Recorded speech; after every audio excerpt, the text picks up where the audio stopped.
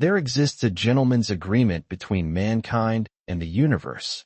We consent to believe in the steadfastness of its laws, in gravity's reliable pull, in the predictable decay of isotopes, in the elegant, unforgiving mathematics of force and momentum, and in exchange, the universe agrees to be, for the most part, coherent. It is a fragile truce, governed by the language of physics, a language we have painstakingly learned to decipher. We build our bridges and our philosophies upon its grammar, finding comfort in its consistency. This is the world of the measurable, the provable, the known. It is a world of cold equations and reproducible results, a cosmos observed through the unblinking eye of a telescope, vast and magnificent, but ultimately indifferent. Parallel to this world, born of the same stardust but governed by an entirely different set of principles, runs another reality. It is a reality not of measurement, but of meaning, not of equations, but of intention. This is the world whispered into existence in darkened cathedrals and on windswept mountaintops, a universe that listens, that feels, that responds. Its laws are written not in the language of mathematics, but in the silent, fervent grammar of a prayer. It is a cosmos perceived through the heart, one that possesses an architect, a purpose, a grace that defies the cold calculus of cause and effect. For most of human history, these two worlds have run alongside each other like railroad tracks, seemingly parallel and destined never to meet, allowing their respective inhabitants to travel through their lives with their chosen certainties intact. But on rare, terrifying occasions, the tracks cross. In these moments, the gentleman's agreement is broken. The truce is violated. A parenthesis is violently inserted into the grammar of existence, and for a sliver of a second, the universe ceases to be merely coherent and becomes, instead, articulate. It speaks, not in a voice of fire or thunder, but in the far more shocking language of its own broken laws. An event occurs that has no place in the neat ledger of physics. An anomaly, a breach, a miracle. And for the unfortunate soul standing at that impossible intersection, reality is not merely altered, it is permanently and irrevocably rewritten. They become a living paradox, a testament to the fact that the two worlds are not parallel at all, but are, in fact, the same place, and that the architect of one may, at any given moment, choose to edit the architecture of the other. This is a story about such a moment, and about the man who stood at its epicenter. His name was Elias Vance, and he was, by every conceivable metric, the wrong candidate for a miracle. He was a man who lived so deeply within the first world, the world of logic, of evidence, of cold, hard math, that he had built a fortress of disbelief around his heart, mortared with grief and intellectual pride. His faith, if he could be said to have any, was placed squarely in the immutable laws of thermodynamics and the cruel, predictable march of entropy.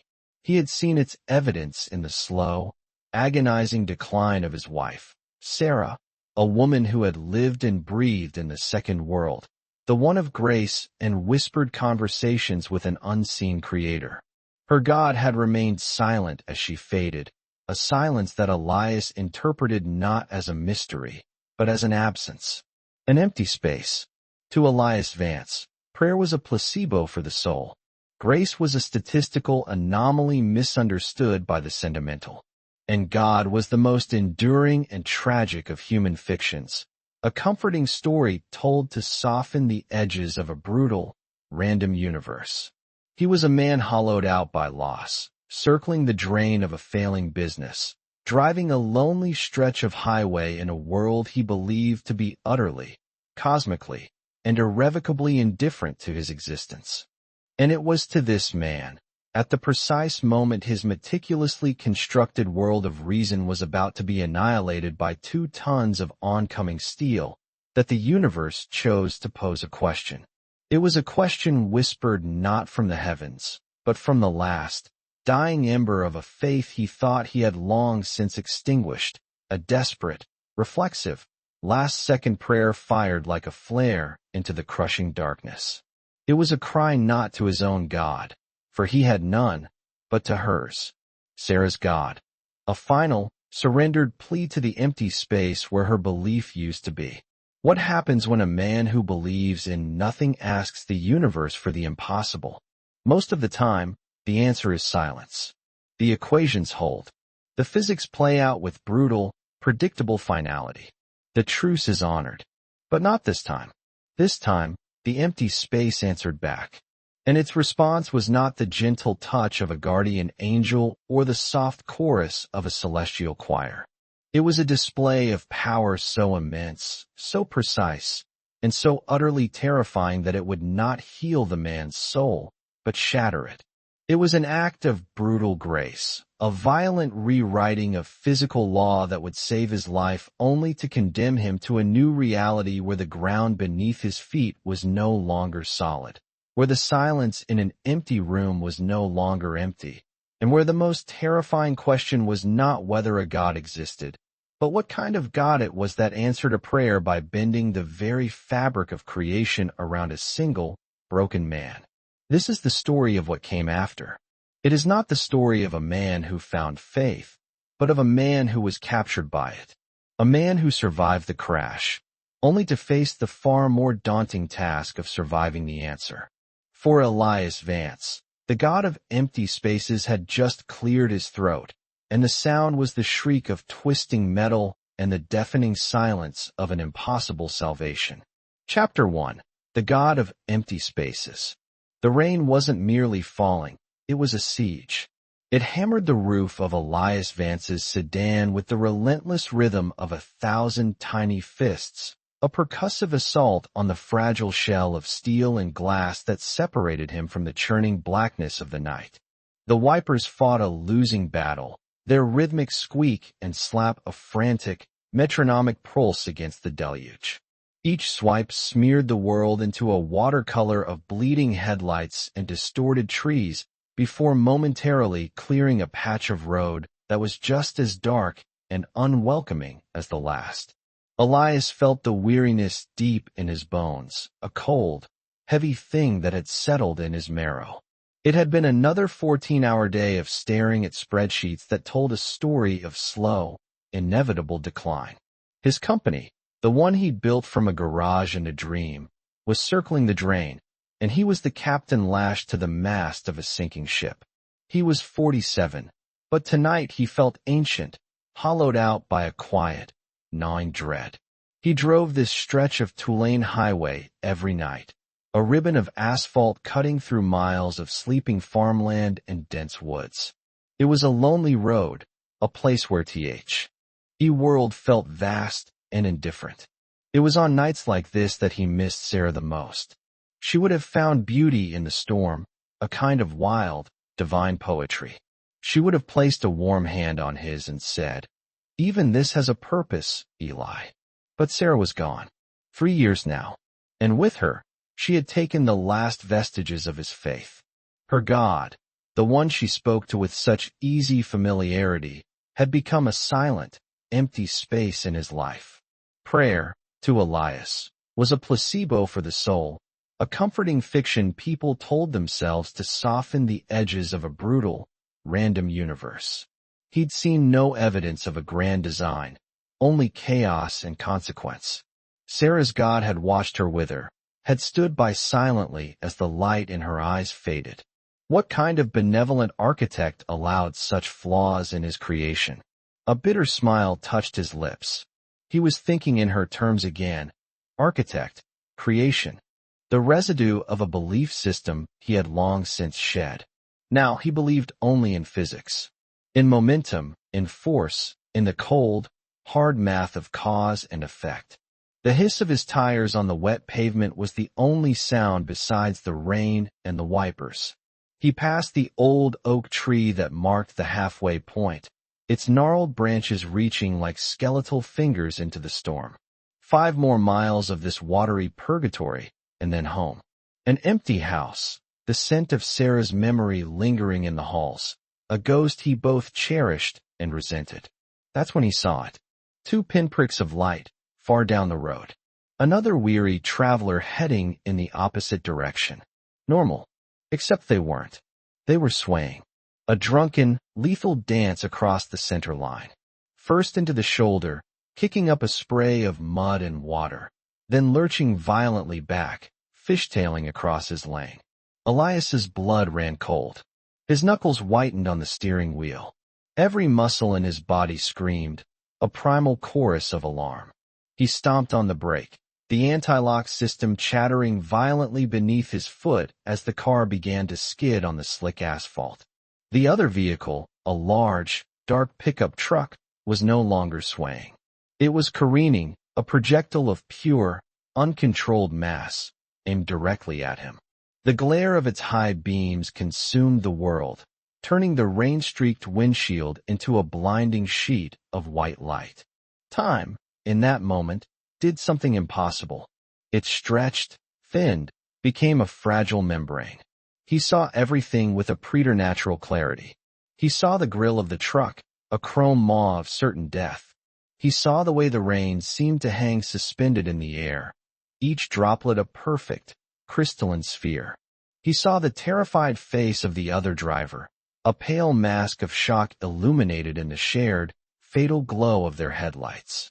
There was no time to swerve, no time to brace. The math was simple, the physics undeniable. 2 tons of steel at 60 miles per hour meeting 1.5 tons at 50. The equation equaled obliteration. His life, his failures, his grief, all of it would be reduced to a single, explosive variable. And in that sliver of eternity, with the roar of the truck's engine filling the void, something broke inside him. The cynicism, the carefully constructed walls of disbelief, the intellectual pride of his atheism, it all shattered. What emerged was not a thought, but a raw, primal cry from a place he thought had long since died. It wasn't a conscious decision. It was an instinct older than reason, a desperate reach into the empty space Sarah had once filled with her faith. His lips moved, but no sound came out. The prayer was a silent scream in the chambers of his soul. Asterisk God. Oh God. Sarah's God. If you are there. Please. Asterisk. It was not a bargain. It was not a plea for salvation. It was a surrender. An admission of absolute powerlessness. An acknowledgement of a force greater than the physics about to tear him apart. Then, impact. But it was wrong. The sound was wrong. Instead of the bone-jarring, metal-shredding cataclysm he expected, it was a thud. A deep, resonant whump, as if the world had been struck by a giant's fist wrapped in velvet. The blinding light vanished, plunged into an absolute, suffocating darkness. Metal screamed, but it was a distant scream, muted and strange. He felt a sensation not of being thrown, but of being held. The car twisted around him, the frame groaning, the glass exploding outwards in a silent burst of crystalline dust. The world folded. The dashboard buckled, not towards his legs, but away from them, curling like a wilting leaf. The engine block, which should have been driven into his chest like a piston, was shunted violently to the side, carving a deep furrow in the asphalt beside the car. It felt as though an invisible, impossibly strong hand had cupped the driver's side of his sedan, absorbing the kinetic energy that should have atomized him. The forces of the collision were not nullified, but redirected, warped around the small, sacred space he occupied. Then, silence. A silence so profound it was louder than the crash itself. The rain had stopped, or perhaps he could no longer hear it. Darkness, complete and total. The smell of burnt oil, hot metal, and the coppery tang of his own terror filled his nostrils. He waited for the pain, the searing agony of crushed bones, the wet warmth of blood. He waited for the darkness to claim him entirely. Nothing. Slowly, tentatively, he wiggled the fingers of his right hand. They responded. His left. The same. He drew a breath. It was ragged and shallow, but it filled his lungs. Air. He was breathing. A single drop of cold water landed on the back of his hand, which still gripped the mangled steering wheel. He looked up. A jagged hole had been torn in the roof of the car, and through it, he could see a single, indifferent star winking between the passing clouds. The rain was still falling, a soft, gentle patter now. With trembling hands, he fumbled for the buckle of his seatbelt. It clicked open. He pushed on his door. It was wedged shut, a twisted ruin. But the passenger door had been bent open at a strange angle, offering a narrow escape. He scrambled over the center console, his movements clumsy with shock, and tumbled out onto the wet, broken asphalt. He stood up, his legs shaking uncontrollably, and turned to look. The sight stole the air from his lungs. His sedan was a compact ball of wreckage, a grotesque sculpture of twisted metal and shattered glass. It was unrecognizable as a car, except, impossibly, for the driver's compartment. While the rest of the vehicle had been compressed into a third of its size, the space where he had been sitting remained a strangely intact cocoon, a pocket of preservation in the midst of total destruction. The pickup truck was 50 yards down the road, flipped onto its side in a ditch, its one remaining headlight staring into the woods like a wild, confused eye. Elias looked from the mangled steel to his own hand. Untouched save for a few minor scratches. He looked at the impossible cradle of survival that had been carved out for him. The cold, hard math of the universe had been presented with a problem, and it had returned an answer that did not compute. The equation had been broken.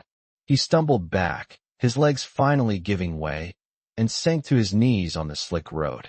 The rain washed over his face. Mingling with the hot tears, he didn't realize he was crying. He wasn't thinking about physics or chaos theory anymore. He was thinking about a silent, desperate plea whispered into the void, and the impossible, terrifying, miraculous answer that had come roaring back. He was alive, and he had no idea why. Chapter 2. The sound of a different silence. The sirens were the first intrusion, a wounded cry that sliced through the storm's soft lament. They grew from a distant rumor to a pulsing, urgent scream, painting the wet trees in strobing flashes of red and blue. The world, which had contracted to the space of Elias's own ragged breath, was violently expanding again, pulling reality back into its fractured frame. He remained on his knees, a castaway on an island of asphalt, the rain a cold, continuous baptism. Men in heavy coats and reflective vests moved with practiced haste, their voices sharp and clipped, cutting through the night. A paramedic, a young woman with kind, weary eyes, knelt beside him. "Sir, are you hurt? Can you tell me your name?" Her voice was calm, a trained anchor in the chaos. "Elias Vance," he managed, the words feeling foreign, as if they belonged to the man who had been driving the car, not the one who had crawled from its remains. I don't think so. I'm not hurt." She shone a pinlight into his eyes, her brow furrowed in concentration. "You were the driver of the sedan?" He could only nod, his gaze fixed on the mangled heap of metal that was once his car. It looked like a thing a giant had crumpled in its fist and tossed aside. The paramedics and firefighters moved around it with a kind of hushed awe, their flashlights tracing the impossible lines of its destruction. "All right, Elias. Let's get you checked out on the gurney. You've been in a major collision. You could have internal injuries, a concussion." "I'm fine," he said, the certainty in his own voice surprising him. He wasn't just saying it. He felt it.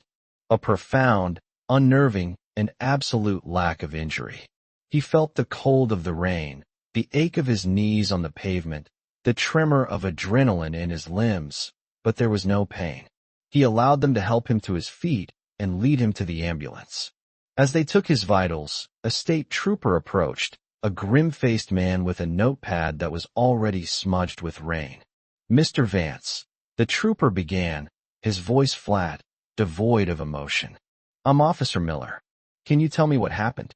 Elias opened his mouth, but the words wouldn't form. What could he say?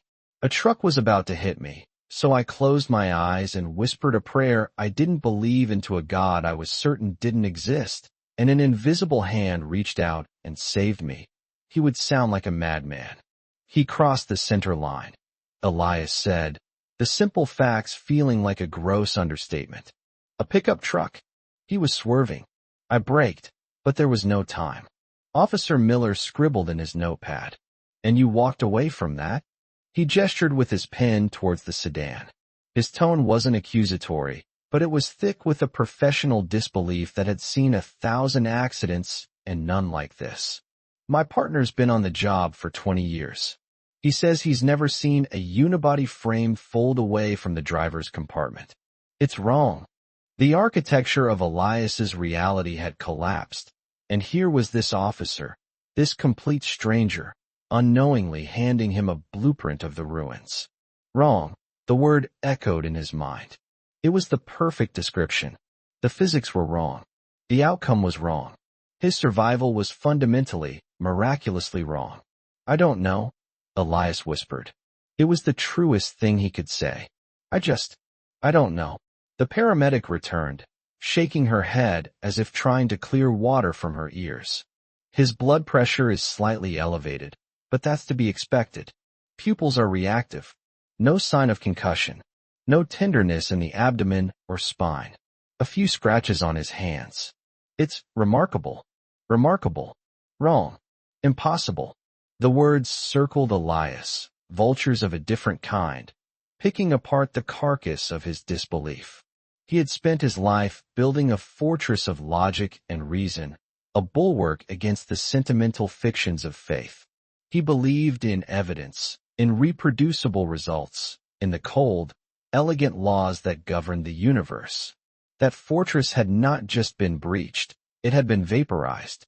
His gaze drifted to the other wreck, the pickup truck lying on its side in the ditch. The firefighters were using the jaws of life, the hydraulic tool whining as it tore through the metal. The other driver? Elias asked, a knot of dread tightening in his stomach. Officer Miller's expression hardened. We're still working on extracting him. It doesn't look good. The dread curdled into something uglier. Guilt. Why him? Why was he standing here with a few scratches while another man, whatever his mistake, was being cut from a cage of his own making? The question was a logical follow-up to the first. If some force had intervened, why the arbitrary salvation? It was the same question he had screamed at the heavens during the long nights of Sarah's illness. What kind of architect plays favorites? He had no answers. Only the chilling memory of that final, surrendered moment. The desperate flare fired into an empty sky. Asterisk Sarah's God. If you are there. Please, asterisk. And something had answered. Not with a voice or a vision, but with a terrifying display of pure, physical power. It hadn't been a gentle miracle. It had been a violent, deliberate rewriting of physical law. The force required to bend a car frame in such a way, to redirect that much kinetic energy, was astronomical. He had prayed into an empty space, and the empty space had flexed a muscle. After refusing transport to the hospital, signing a waiver that felt like a legal confession of his own insanity, Officer Miller offered him a ride home. The journey in the back of the patrol car was a surreal dream. The familiar road, a path he had traveled thousands of times, was now an alien landscape. Every tree, every fence post, every darkened farmhouse window seemed to stare back at him, aware of the secret he now carried. He was a man out of time, a living paradox who should have been a statistic on a highway safety report. When they pulled into his driveway, the house looked the same as he'd left it that morning. A dark, quiet structure full of memories. But as he stepped out of the patrol car, he felt a change. The silence that greeted him was different.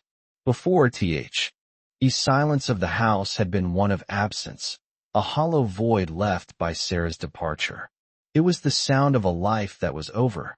Tonight, the silence was expectant. It was the sound of a held breath. The empty spaces were no longer just empty. They felt occupied. The God he had dismissed as a void had followed him home, and its presence filled every corner of the house with a vast, unknowable weight. He thanked the officer, who gave him a long, searching look before driving away, leaving Elias alone on his front porch. He fumbled with his keys, his hands still shaking, and let himself in. The air was cool and still, carrying the faint, lingering scent of Sarah's favorite lavender potpourri that he could never bring himself to throw away. He walked through the darkened living room, his feet moving on their own, and stopped in front of the mantelpiece. There, in a silver frame, was his favorite picture of Sarah. It was taken on their anniversary, 2 years before she got sick. She was laughing, her head tilted back, her eyes crinkling at the corners. They were filled with a light, a deep and unshakable joy that he had loved but never truly understood. It was the light of her faith, the certainty that she was part of something vast and loving. He had called it wishful thinking. She had called it grace. He stared at the photograph, at the face of the woman who had believed so fiercely in the very thing he now found himself terrified of. His desperate, last-second prayer had not been for himself, not really. It had been a cry towards her God, an invocation of her faith. It was as if, in his moment of annihilation, he had instinctively reached for the one thing he knew she would have held on to. And it had held him back. He stood there for a long time, the world outside muted by the walls of his home, the only sound the frantic thrumming of his own heart. The rationalizations were gone. The attempts to explain it away as a fluke of physics were pathetic, childish denials in the face of the impossible truth. He was alive because something had willed it. He looked at Sarah's smiling face, at the light in her eyes he had dismissed for so long, and a single, terrifying question echoed in the profound, listening silence of the house. A question directed not at the picture, but at the immense, unseen presence that now surrounded him. What do you want from me? Chapter 3. The Architecture of a New Reality. The question hung in the air, a fragile human artifact in a silence that was ancient and absolute. What do you want from me? It was not answered with a voice, nor a sign, nor a shudder of the floorboards. The response was far more intimate, and infinitely more terrifying. It came as a shift in perception, as if the very lens of his consciousness had been reground. The air in the room, once a neutral medium of oxygen and dust, thickened. It pressed against his skin not with physical force, but with the sheer weight of its attention. He felt observed, not by eyes, but by the fundamental fabric of the space he occupied. The dust motes dancing in the sliver of moonlight from the window no longer moved with the random whims of air currents. They seemed to trace patterns of immense and silent geometry.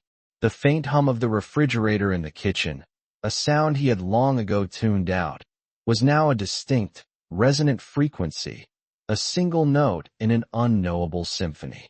Elias took a stumbling step back from the mantelpiece, away from Sarah's smiling, unknowing face.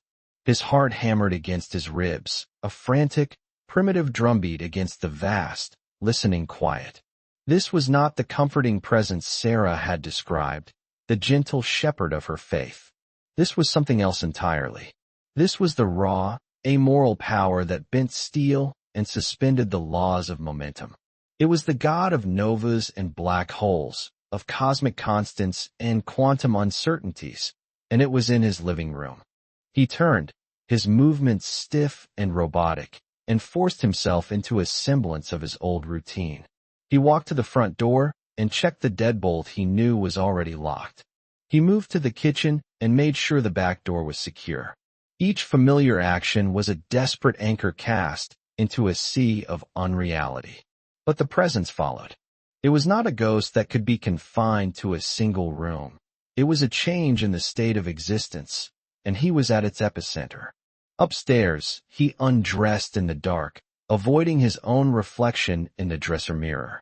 He feared what he might see. Not a monster, but the man who had survived. A man marked, chosen, a living anomaly. He slid under the covers of the bed he had once shared with Sarah, the cool sheets a stark contrast to the feverish heat under his skin. He squeezed his eyes shut, seeking the oblivion of sleep, the temporary cessation of thought. He tried to rationalize. Acute stress reaction. Post-traumatic hallucination. The brain, flooded with adrenaline, is simply creating patterns where none exist. But the lie was thin and brittle. His mind, the fortress of logic he had so carefully constructed over a lifetime, was in ruins. He knew, with a certainty that transcended evidence, that what he felt was real. The universe had peeled back a corner, and he had seen the wiring underneath. Sleep, when it finally came, was not an escape but a different kind of immersion. He dreamed he was standing in a place of perfect blackness, a void so complete it seemed to have a texture. There was no up or down, no ground beneath his feet, only an infinite, starless expanse. Before him, suspended in the nothingness, was the wreckage of his car. But it was not static. It was moving in reverse. With a sound like the universe inhaling, the mangled steel began to unfold. The crushed roof swelled back into a smooth curve. The shattered windshield reassembled itself, the tiny fragments flying back into place like a swarm of crystalline insects, leaving a surface of flawless, unbroken glass. The door, which the firefighters had said was folded into the engine block, flowed like liquid metal, smoothing itself out, its paint reappearing, glossy and black under an unseen light. He watched, mesmerized, as the laws of entropy were not just halted, but contemptuously reversed. The sound changed. It was no longer the groan of metal but a pure, impossibly resonant tone, a single, perfect frequency that vibrated not in his ears, but in the marrow of his bones. It was the sound of a command being issued on a cosmic scale.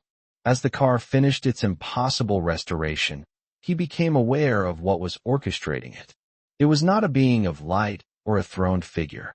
It was a shape in the void, a patch of blackness that was somehow deeper, more absolute, than the surrounding dark. A hole in reality. It was a source of immense gravitational pull, and he could feel it tugging not on his body, but on the very assumptions that held his world together. It was this void, this active and intelligent absence, that was holding his car, rewriting its history, demonstrating its power with the casual indifference of a god picking up a pebble. He knew, with the unassailable logic of dreams, that he was seeing the architect of his miracle. He woke with a gasp, the hum from the dream still echoing in his ears. His t-shirt was soaked with sweat. Dawn was a pale, gray smear against the window. The house was quiet again, but the silence had changed once more. The expectant weight was gone, replaced by a lingering resonance, like a bell that had been struck and was still trembling, its vibrations slowly fading into the wood and plaster of the house. He sat on the edge of the bed for a long time, listening to the fading hum inside his own head. The dream had not been a nightmare of fear, but one of revelation. It was an answer, not in words, but in a language he was just beginning to understand, the grammar of the impossible. The demonstration in the void was a clear, unambiguous statement. This is what I am. This is what I can do. The laws you hold so sacred are merely my suggestions. He finally stood and walked to the bathroom. This time, he looked in the mirror. It was his own face, haggard and pale, with a 2-day growth of beard. But his eyes were different. The weary skepticism was gone, replaced by a haunted, wide-eyed clarity. He had the look of a man who had seen a ghost, not of the dead, but of the living framework of the world. Downstairs, he performed the morning ritual of making coffee. He watched the water boil in the kettle, a simple act of thermodynamics. A week ago, he would have found comfort in its predictability. Now, it felt like a fragile, temporary agreement. He poured the steaming water over the grounds, the aroma filling the kitchen, a ghost of his former life. Every mundane detail was now framed by the extraordinary. The solidity of the ceramic mug in his hand, the bitterness of the coffee on his tongue, the cool linoleum under his bare feet. They were all real, yet he now understood they were conditional. He took the mug into the living room and stood again before Sarah's photograph. Her joyful, faithful eyes seemed to see him now, truly see the man he had become overnight. She had lived her whole life with a quiet confidence in the unseen. He had pitied her for it, for what he saw as a crutch against the harshness of reality. Now, he saw his own reality had been the fiction, a simplified model that ignored the most powerful variable in the equation. His prayer, he realized, had been more than a desperate plea. It was a key, a password whispered at the gates of a reality he had never known existed. He had used Sarah's faith to unlock a door, and now he couldn't close it. "What do you want from me?" The answer was still there, embedded in the memory of the dream. An architect demonstrates his power for a reason. A tool is remade for a purpose. He had been spared, reforged in a crucible of twisted metal and rewritten physics. Survival wasn't the end.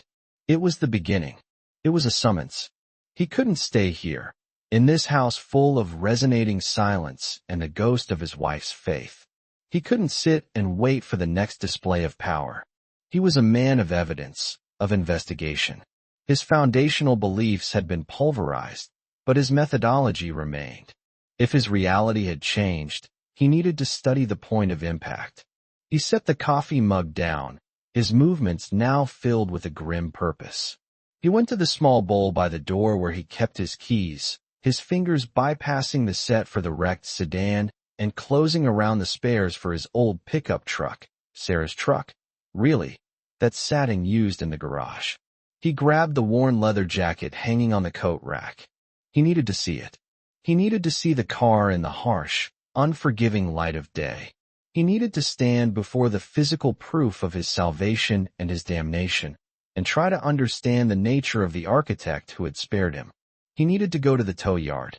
Chapter 4. The Echo in the Steel. The smell of her was still in the cab of the old pickup.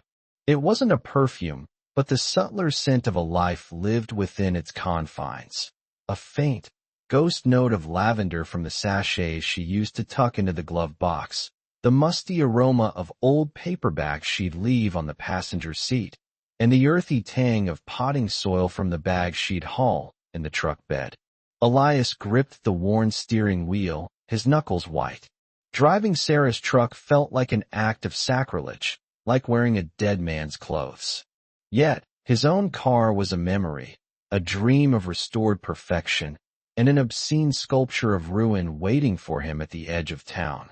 This truck, with its sluggish transmission and the Virgin Mary medallion she'd glued to the dashboard, was his only way to get there.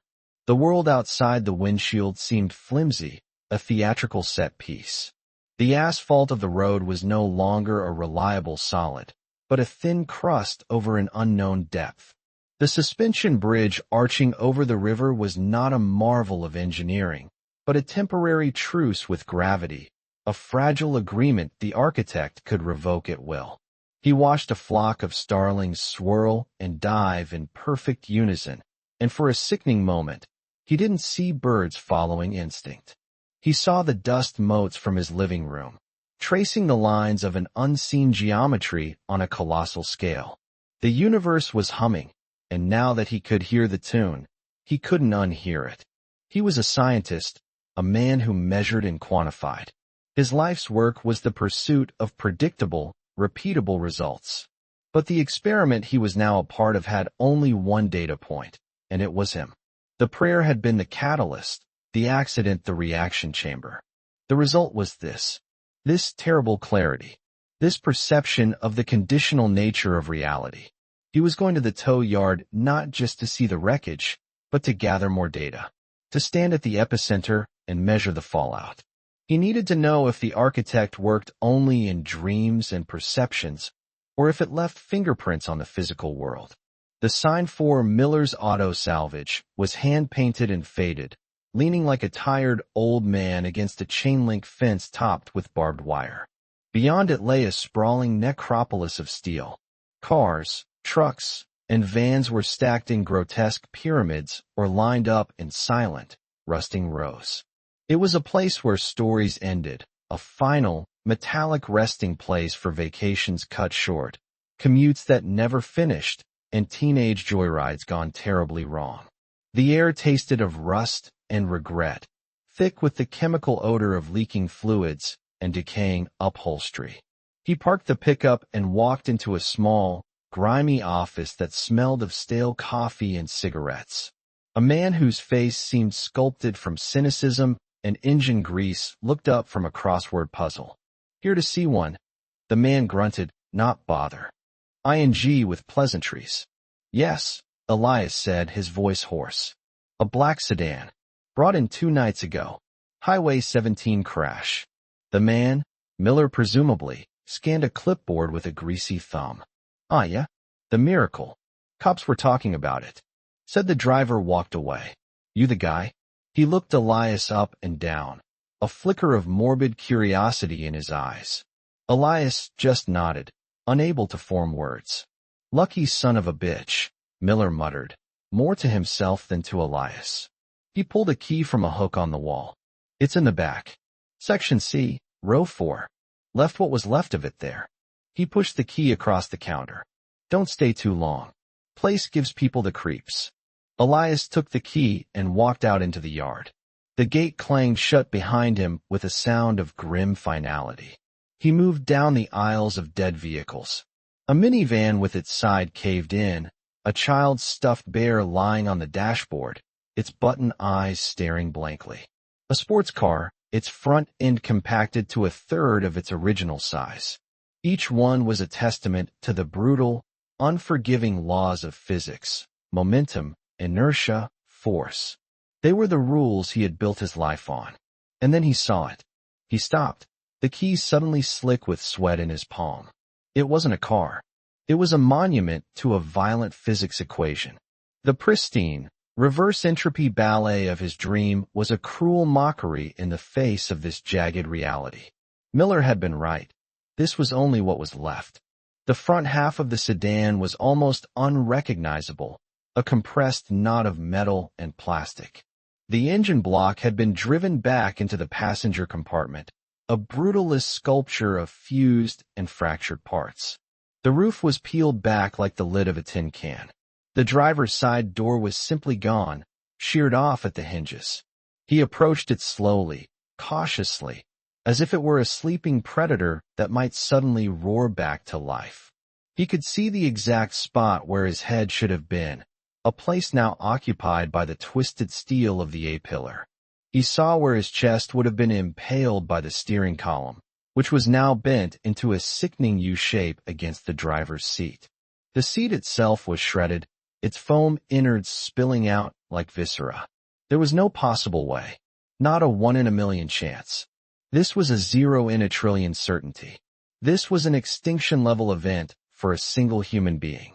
He reached out a trembling hand and touched the cold, sharp edge of the torn roof.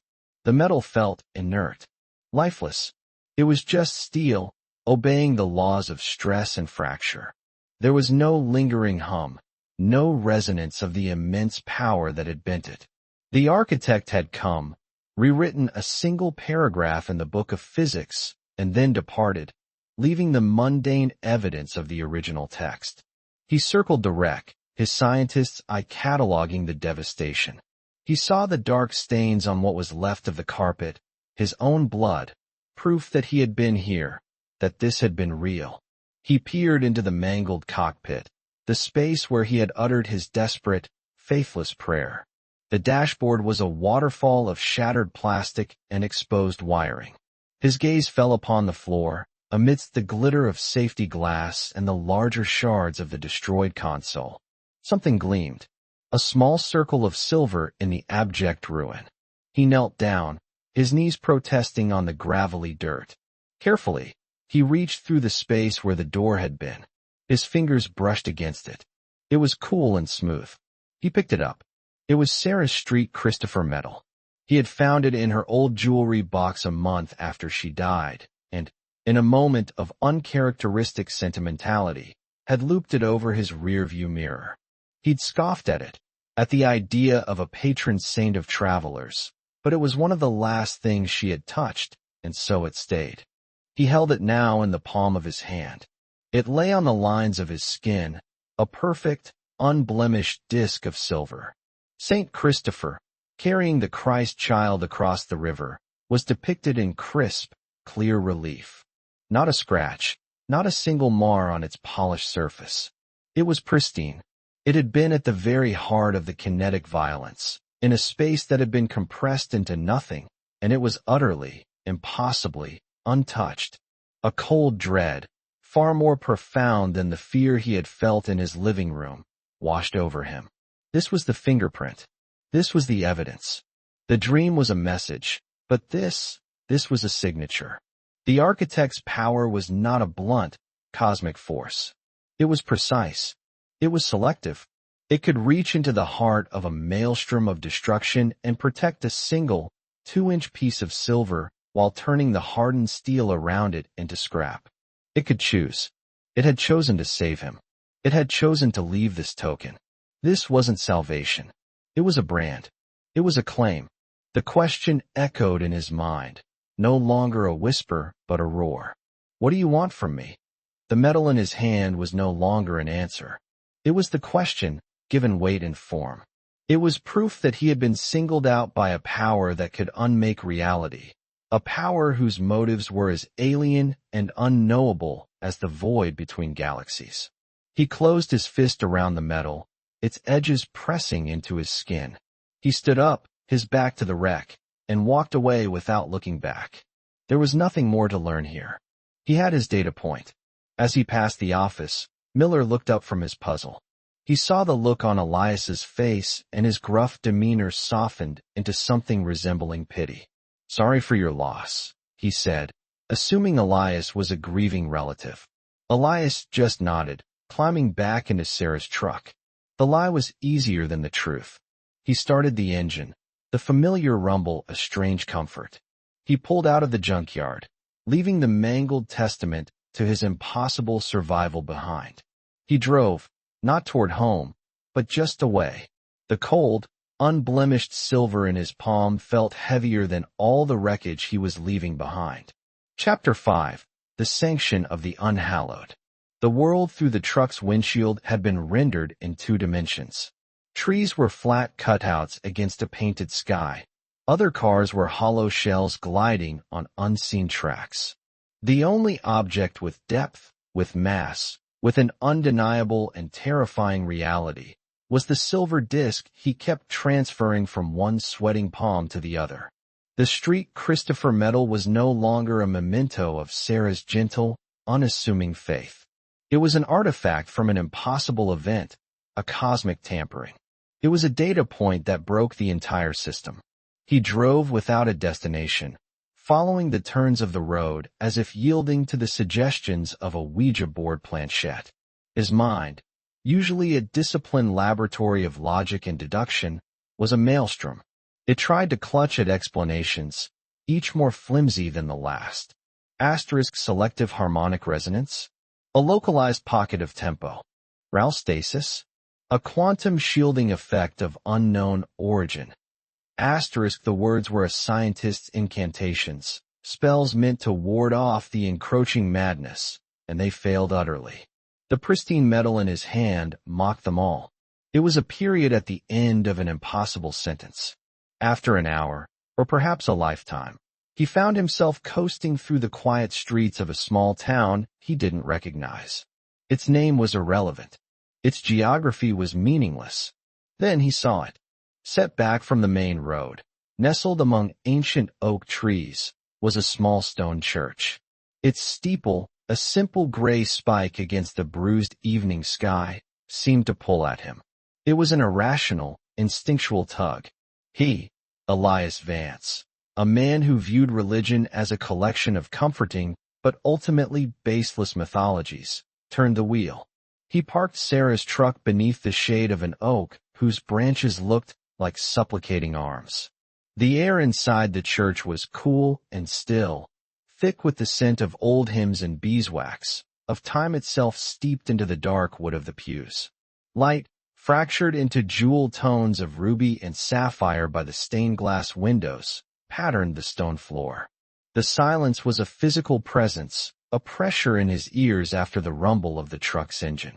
It was a silence designed for prayer, for contemplation, for the bearing of souls.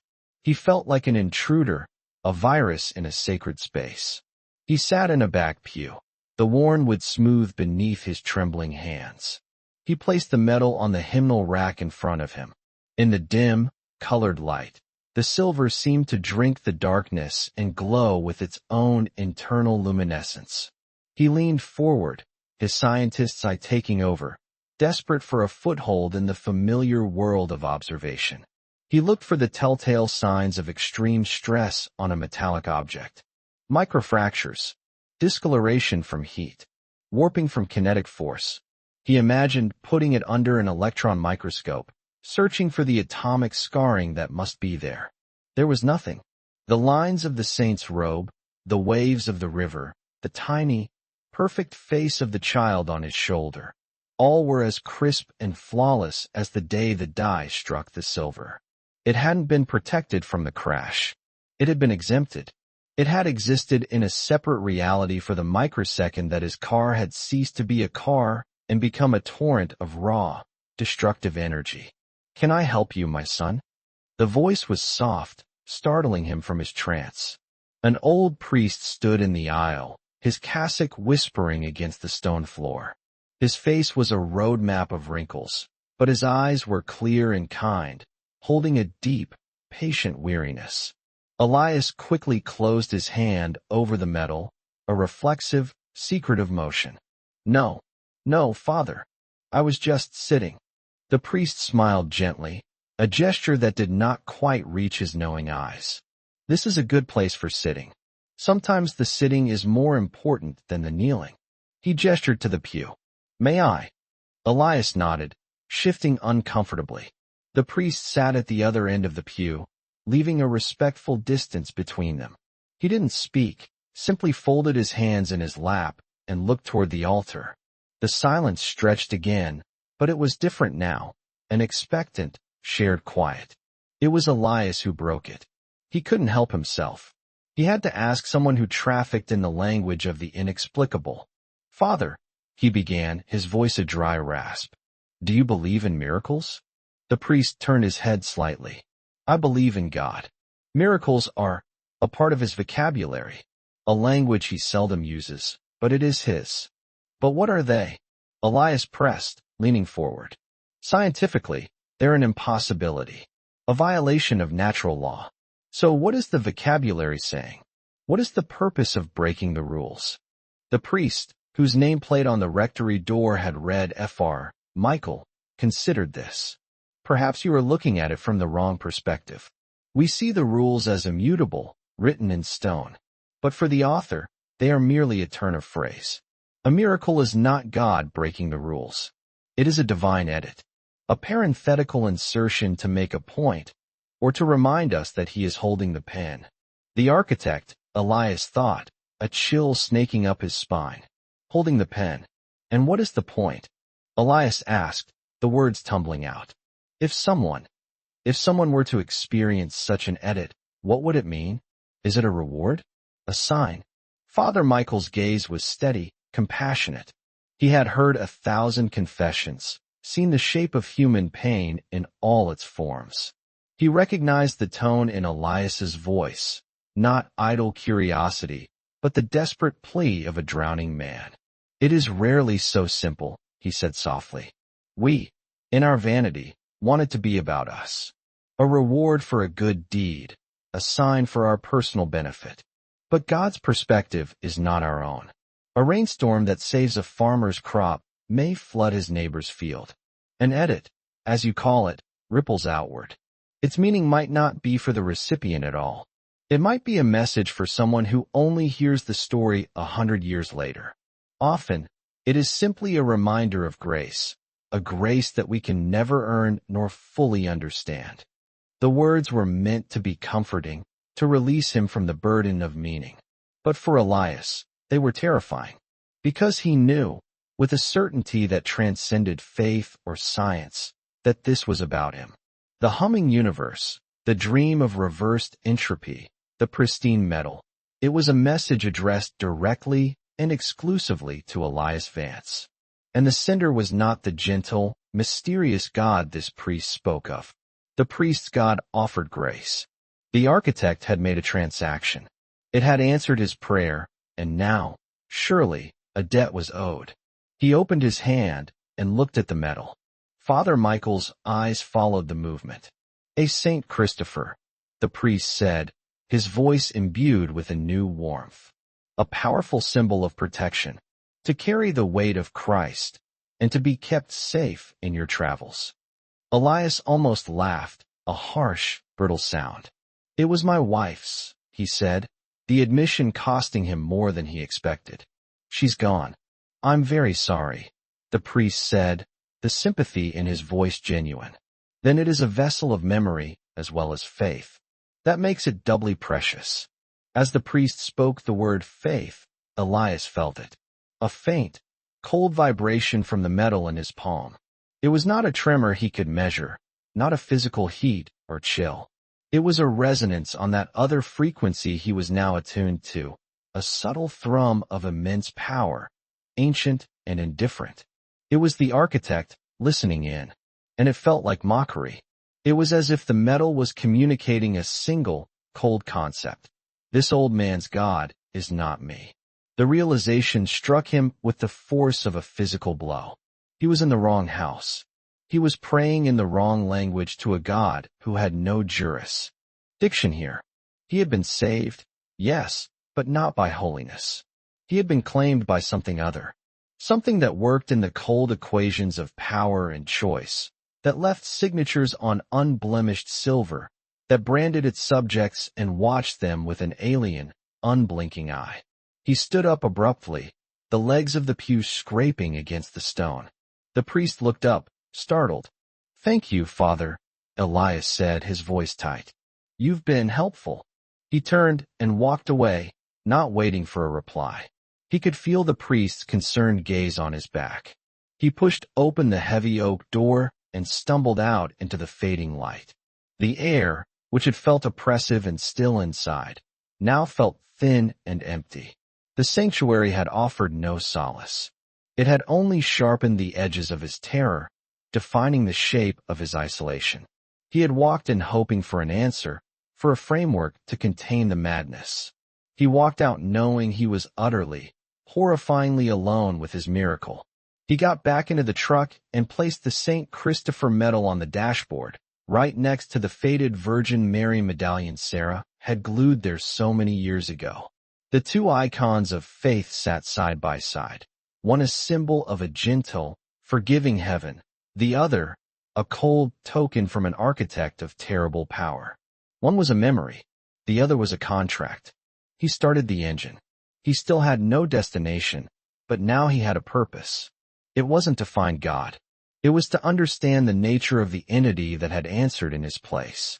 Chapter 6. The Topology of Grace. The highway was a river of asphalt flowing into an ocean of darkness.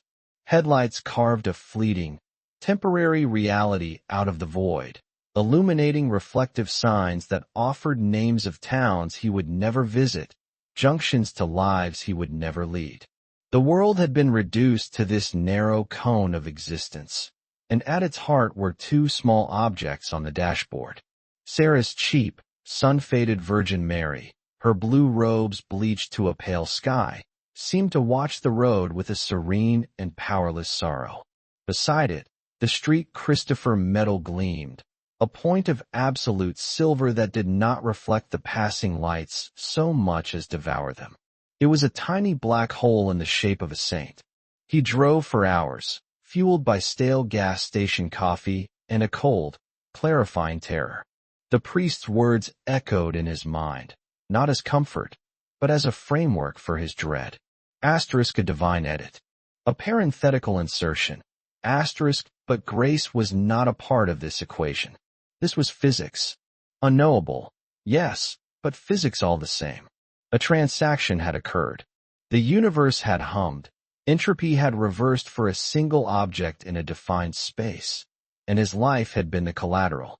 He had been sanctioned by the unhallowed, marked by a power that did not deal in salvation, but in causality. His purpose, once a vague notion of understanding, now sharpened into a specific, desperate need: data. He could not trust his own senses, his own fractured mind. He needed instruments. He needed measurement.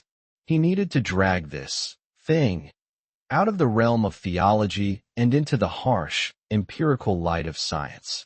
His own university lab was out of the question. What could he say? "I'd like to requisition the electron microscope to examine a religious artifact that I believe violated the second law of thermodynamics during the car crash that killed my wife." They would have him in a padded room before the centrifuge finished spinning up. He needed someone outside the system. Someone for whom the phrase "violation of natural law" was not an end point, but an invitation. The name rose in his mind like a ghost from a buried past: Eris Thorne. Dr. Eris Thorne. He had been Elias's contemporary in their doctoral programs, a mind so incandescent it threatened to burn out the entire department. Where Elias was methodical and disciplined, Eris was a force of nature, a chaos theorist who saw patterns in starfall and coded messages in the static between galaxies. His official field was quantum physics, but his real passion was what he called the architecture of the impossible. He'd published a paper on the theoretical possibility of localized, non-entropic events, cosmic loopholes, and had been gently but firmly ostracized for it. The academic world had called it heresy.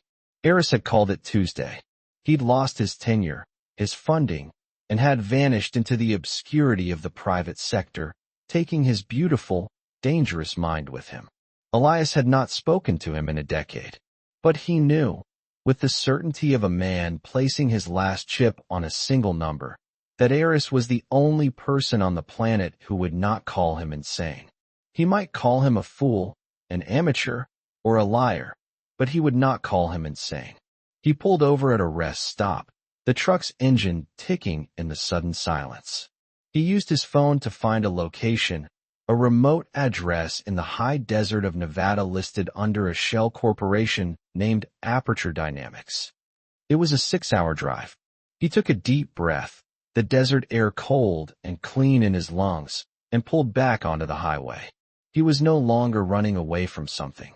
He was driving toward it. The journey was a pilgrimage into a new and terrifying faith.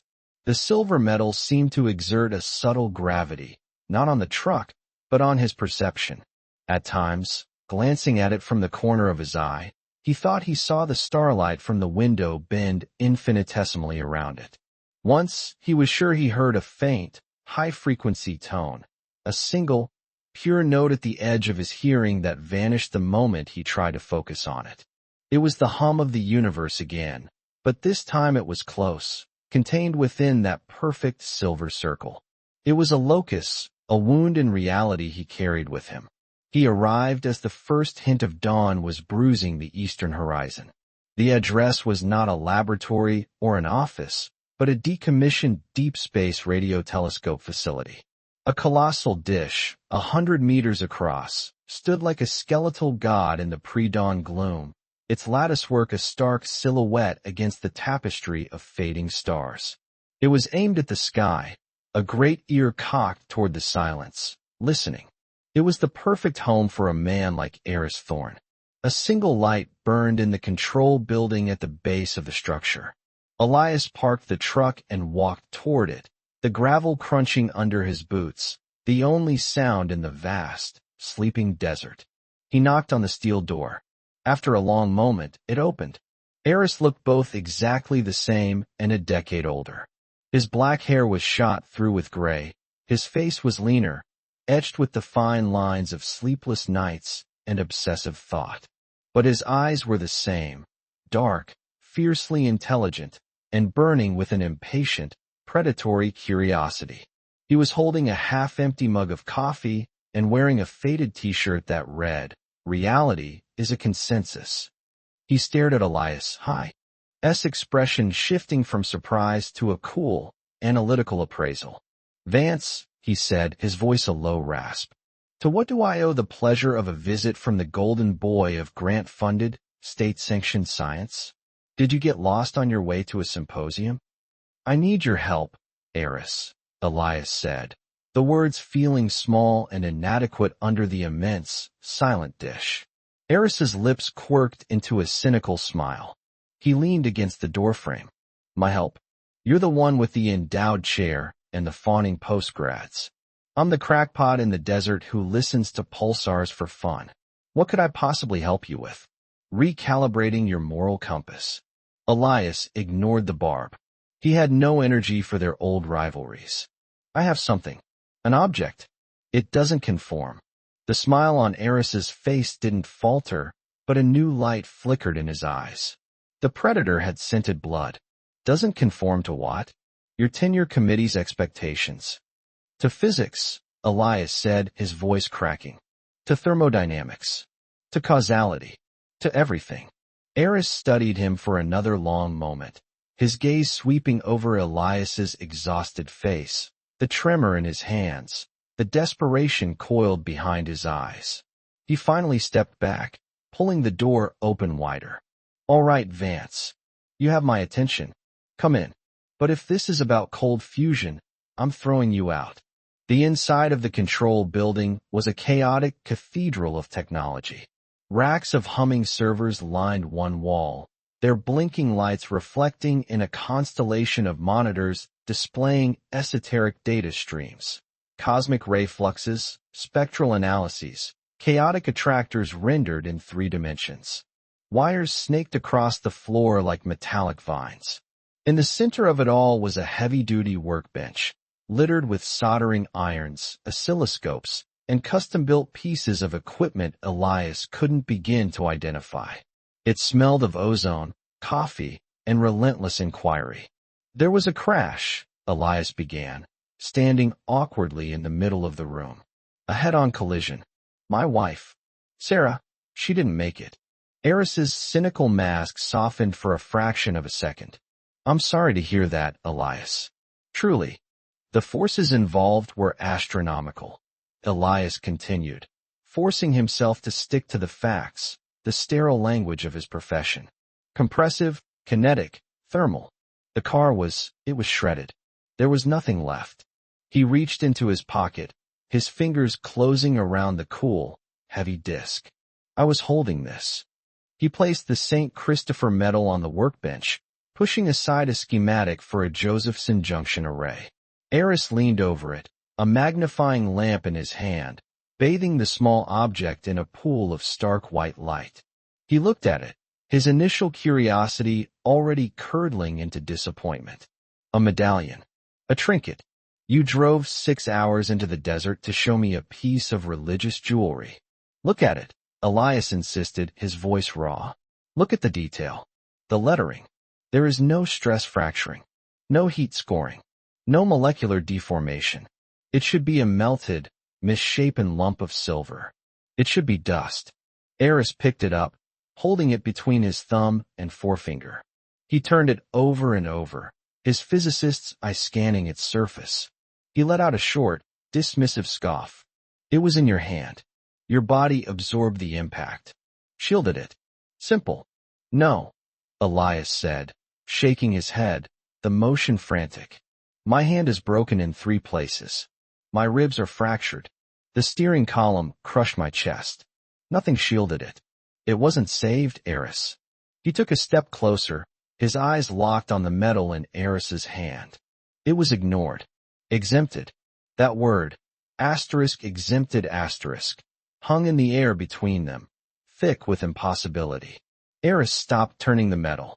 He held it perfectly still, his head cocked, as if listening not with his ears, but with his fingertips. The cynical smirk was gone, replaced by an expression of profound, unnerving concentration. He looked from the flawless silver disc to Elias's haunted face, and back again. For the first time since Elias had arrived, Eris Thorne looked like a man who was entertaining the architecture of the impossible. Exempted. He repeated softly, the word no longer a dismissal, but a hypothesis. He carefully placed the metal onto the clean surface of a spectrometer's sample stage. "All right, Vance," he said, his eyes gleaming with a dangerous, exhilarating light Elias hadn't seen in a decade. "Let's see what your little god has to say for itself." Chapter 7. The Plank Length of a Prayer. The laboratory hummed with the quiet, insistent worship of machinery. For hours, Eris worked with a terrifying and beautiful intensity, a high priest officiating a ceremony of pure empiricism. Elias sat on a stool, a spectator in the unfolding of his own life's central mystery, the stale coffee in his hands long forgotten. First came the scanning electron microscope. On the high-resolution monitor, the surface of the metal resolved into an impossible landscape, where there should have been the microscopic imperfections of a cast and struck object, the grain boundaries of cooling metal, the subtle tooling marks. There was only a flawless, featureless plane. The atoms themselves seemed to sit in a perfect crystalline lattice, a textbook diagram made real. "There's no entropy here, Elias," Eris whispered, his face illuminated by the screen's green glow. "Not a single dislocation. It's as if the concept of flaw doesn't apply at this scale. This wasn't made. It was instantiated." Next was the mass spectrometer. Eris shaved a microscopic sample, a process that made Elias flinch as if it were his own skin. The result was both banal and bewildering. Silver, Ag 107 and Ag 109, in precisely the isotopic ratio found in nature. There were no exotic elements, no transuranic miracles. It was, for all intents and purposes, perfectly ordinary silver. "It's a contradiction," Eris muttered, pacing between the racks of servers. "The material is mundane, but its structure is transcendental. It's like finding a sonnet written in the base code of the universe." He stopped, turning to Elias, his eyes burning. "The object itself isn't the phenomenon. It's the result of the phenomenon. It's the scar left behind when a law was broken." He picked up the metal, his cynicism now fully incinerated, replaced by a feverish awe. "The crash. You said it was instantaneous. A maelstrom of energy, heat, kinetic force, everything happening in milliseconds." He looked from the metal to the towering dish outside the window, now catching the first rays of the rising sun. What if it wasn't just shielded? What if, for the briefest moment, in a volume of space defined precisely by its own perimeter, it simply wasn't there? Elias felt a cold dread snake up his spine. "What are you talking about?" The priest was a poet, but he was onto something, Eris said, his voice dropping. "A parenthetical insertion. A div. INE edit. In physics, we'd call it a localized space-time discontinuity. A bubble. For a nanosecond, this metal was outside of our causality. It was in a place where the collision wasn't happening, and then it was put back." He held up the metal. "This isn't an object that survived. This is a message. A receipt for a transaction we can't comprehend." Eris's gaze drifted back to the great radio telescope. "Everything leaves a resonance. A footprint. A major event, a violation of this magnitude, it would have a shadow. An echo in the cosmic microwave background. A ghost." He looked at Elias, a wild, brilliant idea dawning on his face. "That dish isn't just for listening to quasars, Elias. I built a quantum resonance detector into the feed horn. I've been looking for irregularities. For the hum, as you called it." The next hour was a blur of activity. Eris, with the manic precision of a man on the cusp of his life's work, began routing power, calibrating sensors, and coaxing the colossal machinery to life. With a low groan of ancient motors, the 100-meter dish began to tilt, slewing away from the deep sky and down, until it was aimed with impossible focus at the small control building. At the workbench, at the single, gleaming point of silver Eris had placed on a ceramic pedestal at the dish's precise focal point. "We're not listening to the sky anymore," Eris said, his fingers flying across a keyboard. "We're using 100,000 kilograms of steel, and engineering to listen to a saint. Elias stood behind him, watching the central monitor. It was filled with static, the visual representation of cosmic noise, the hiss of the Big Bang's aftermath. What are we looking for? A signal within the noise. A pattern. The echo of the moment it happened. Eris hit a final key. The hum of the servers deepened. The static on the screen seemed to shift to royal. And then, a single, pure tone cut through the chaos. It wasn't a sound in the room, but a visual spike on the spectral analysis graph, a clean, impossibly sharp line. There, Eris breathed. Signal acquisition. He began typing again, running diagnostic filters, trying to triangulate the source, though he knew where it was. But the data that scrolled across the screen made no sense. It's layered, he stammered. There are two signals superimposed. One is here and now. The other is ghosted. There's a temporal displacement. A phantom echo. He worked furiously, isolating the ghost signal, feeding it through a probability wave function algorithm of his own design. The screen flickered, and a new window opened, displaying not a wave, but a state. A string of text scrolled across the top. Event horizon, T 0.0001s. Observer state, Elias Vance, alive. Observer state, Sarah Vance, deceased. Probability, 99.9999%. Elias stared, his blood turning to ice. It was the sterile, brutal language of the universe's own accident report. It recorded the moment, Elias whispered. It recorded her death. No, Eris said, his voice barely audible. He pointed a trembling finger at the ghosted data stream still running in the background. That's not what it recorded. This is the echo. The phantom. The path not taken. He ran the algorithm on the second signal. The screen flickered again. The text refreshed. Event horizon.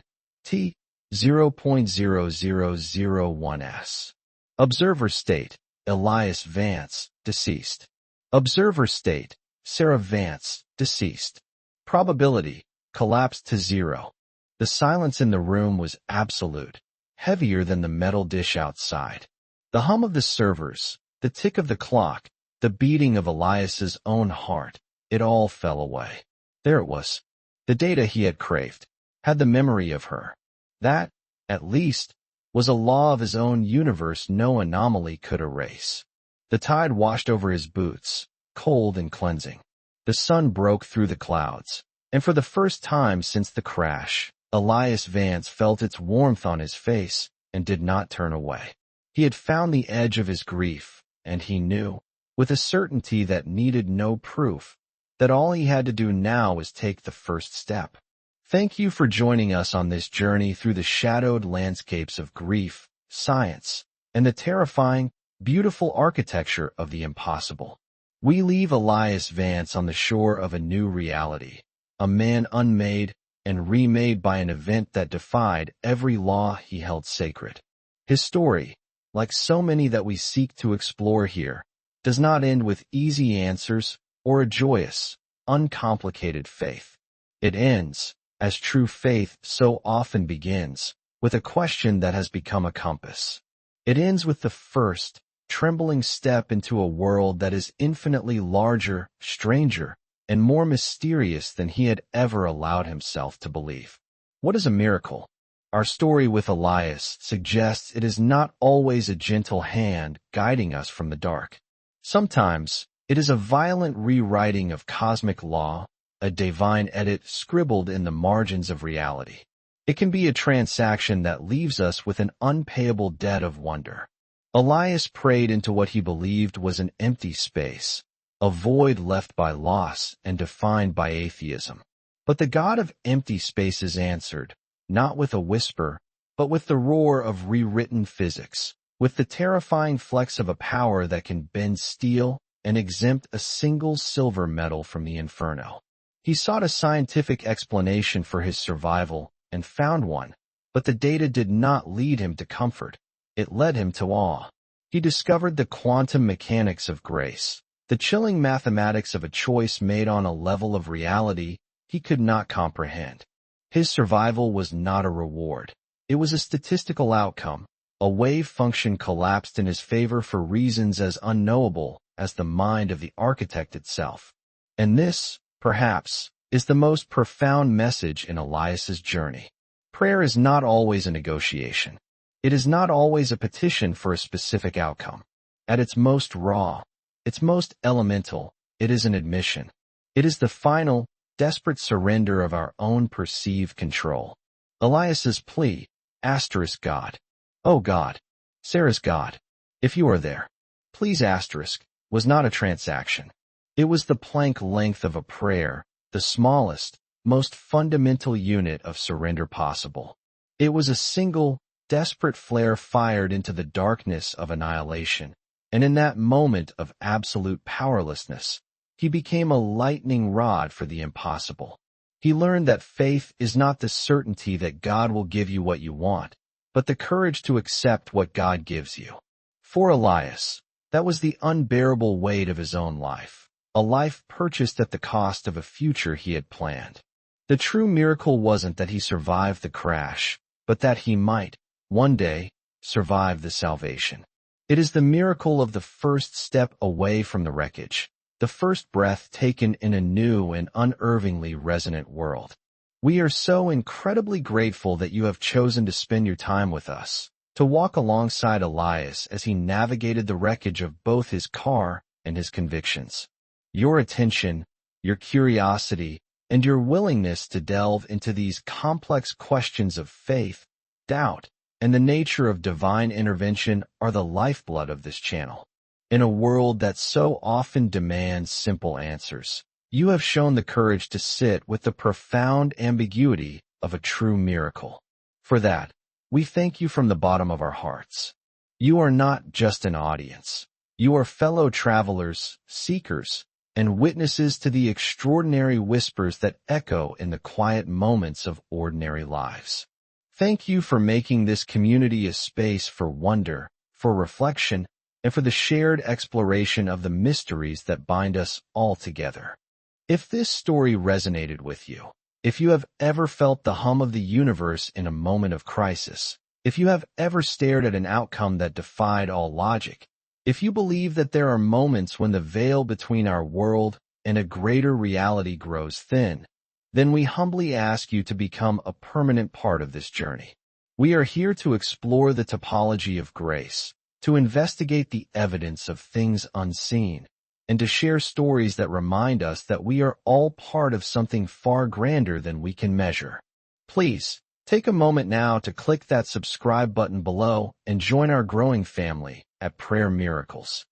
By subscribing, you ensure that you won't miss our next chapter, our next investigation into the fingerprints of the divine. Ring the notification bell as well, so you'll be the first to know when we release a new story that challenges the boundary between the possible and the impossible. But more than that, we invite you to be part of the conversation.